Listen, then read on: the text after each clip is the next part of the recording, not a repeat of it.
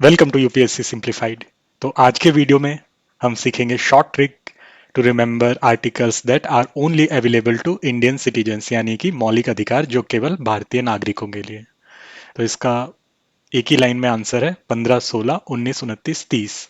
ये बहुत ही सिंपल है, ये राइम करता है आपस में। देखिए 15 के बाद क्या आता है 16, 15, 16, 19 और 29 राइम करते हैं और 29 के बाद 30 आता है। 15, 16, 19, 29, 30। बस इसी को हम पूरे वीडियो में एलोबरेट करेंगे।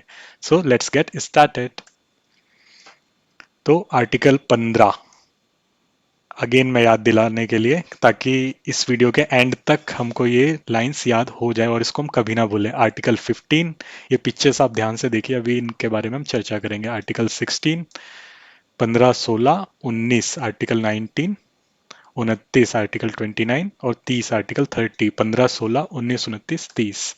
तो आर्टिकल 15 बात करता है डिस्क्रिमिनेशन के regarding. So prohibition of discrimination on grounds of religion, race, caste, sex, and place of birth.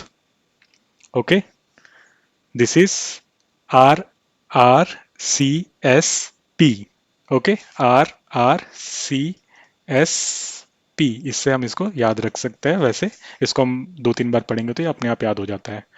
So article 15 को हम को रिलेट करेंगे। इमेजेस डालने का रीज़न ये है कि जब हम किसी इमेज के साथ कोई टेक्स्ट पढ़ते हैं तो हमारा दिमाग दिमाग उसको ज़्यादा जल्दी पकड़ता है और रिटेन रखता है।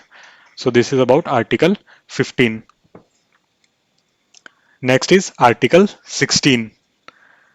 Article 16 says equality of opportunity in the matter of public employment. So this is only for public employment. I mean to say government jobs, etc. Not for the private employment. So यहाँ पे देखिए, ये हमारे Modi ji, we are hiring. सरकारी विभाग तो government ये याद रखना है, यानी पब्लिक।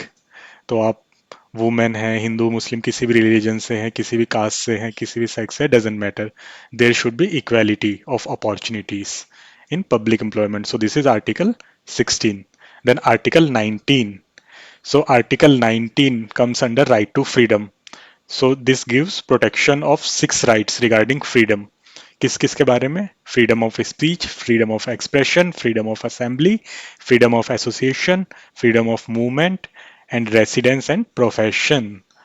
सो यहाँ पे ये लोग अपने आर्टिकल 19 का यूज कर रहे हैं।